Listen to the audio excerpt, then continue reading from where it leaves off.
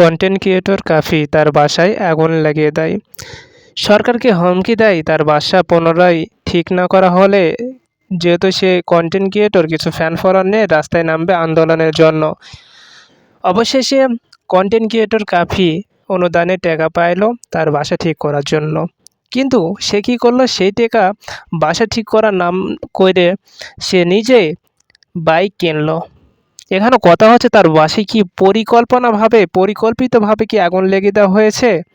সরকারের কাছে আমাদের আবেদন হচ্ছে এটা পর্যবেক্ষণ করা যে আসলে আগুনটা কে লাগিয়ে দিয়েছে। যদি এটা পরিকল্পিত না হয়ে থাকে তাহলে যে আগুন লাগিয়ে দিয়েছে, হ্যাঁ, তার চরম শাস্তি দেওয়া, এবং যদি এটি পরিকল্পিত হয়ে থাকে সেক্ষেত্রেও কিন্তু ছাড় না দেওয়া এবং সমাজের কাছে এই বাংলাদেশের মানুষজনের কাছে এটা তুলে ধরা।